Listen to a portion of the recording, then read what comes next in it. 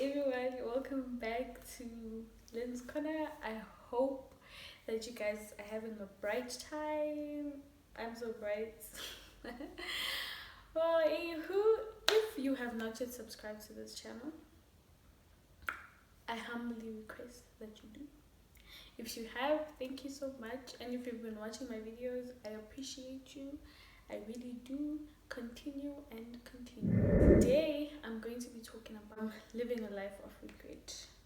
I hope you guys enjoyed the last video where I spoke about it was basically eight things that you can try out in this time of being quarantined.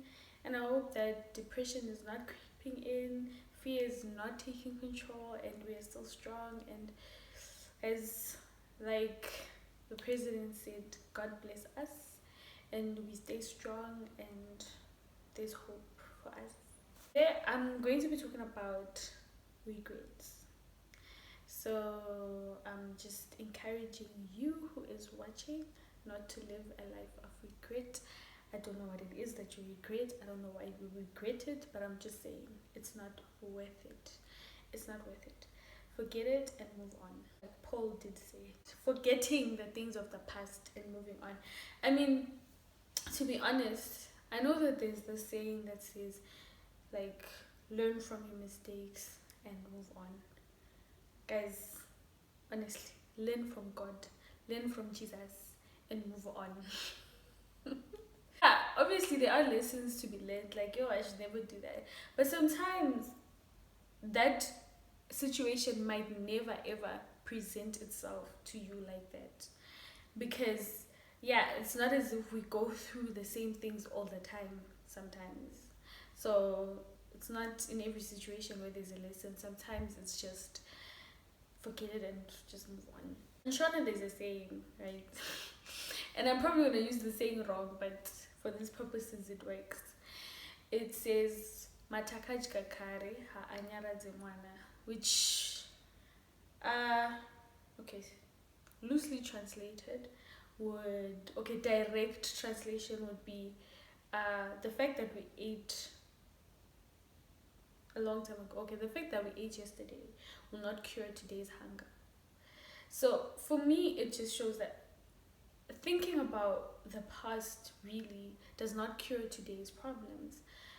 Like, if you're going to live in a life where you're just thinking, had I chosen option B, I would be there. Had I not, had I done this, had I, like, to be honest, just stop right there and look at where you are right now. Be grateful that you're still alive. Be grateful that you are where you are, and start looking forward and working towards a better future. When you stay in that past, to be honest, there's nothing good that comes out of regret.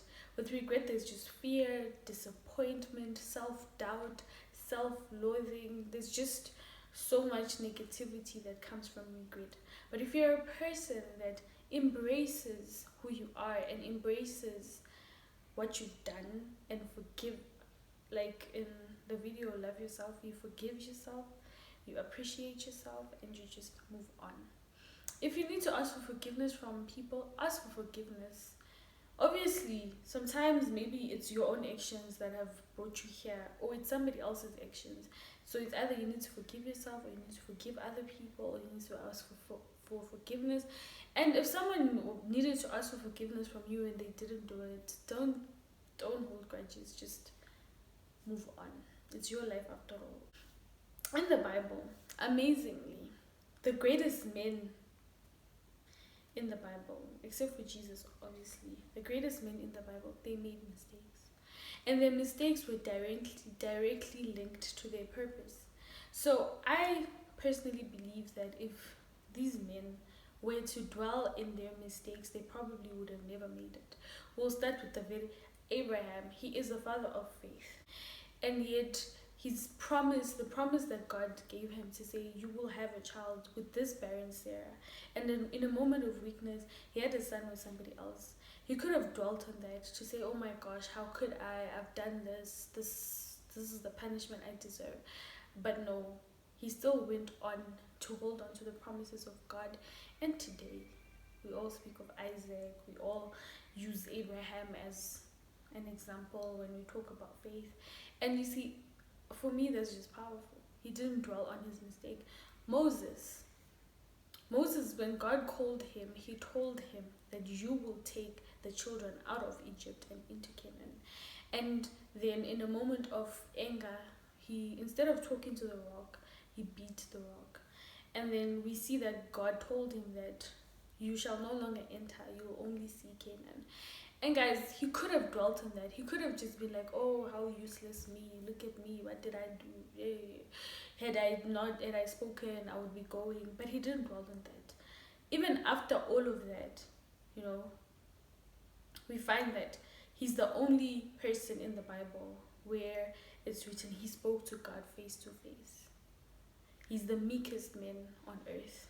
These are the things, this is the record of Moses. And yet, he made a mistake. A gruesome one at that. Which had heavy implications if you study that deeper. And so, to me, it just shows me that do not live in... It doesn't matter just how gruesome your mistake was or how gruesome whatever choice you made was. If you're still alive today, that's a new chance for you to do it right. And not to hold on to that past and carry the weight of it, but no, to have a new beginning, a new dawn, and just live a new life. Yes?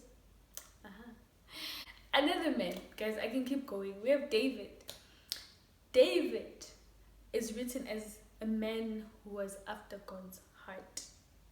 Guys, do you know what that means? That means your heart beats with God's heart. You're basically doing what is in the heart of God. You are pursuing his heart. Like, you live for God. And yet, in a moment of weakness, he looked next door, coveted that which was not his, and slept with another man's wife, and then got her pregnant, and then killed that man to sort of like, you know, try to fix things. And God took that as an offense against himself. Imagine that. And so David could have ended there. That could have been the end of the story of David. But it's not. It is not. It was not. It still is not. Because he did not dwell on it. I mean, after the child died and all of that, you see just how, if you read, you just see how David reacted in that whole thing. He had to get up and move from it. Because God, the truth of the matter is, God is not he's not counting your wrong choices against you. He's definitely not. So why should you? Don't. Another man in the New Testament, Peter, the very same Peter that denied Jesus 3 times, not just once, not twice, but 3 times. He denied Jesus 3 times. And yet, he was one of the pioneers after Jesus, like in the forefront. He's the one that preaches the first sermon after they received the Holy Spirit.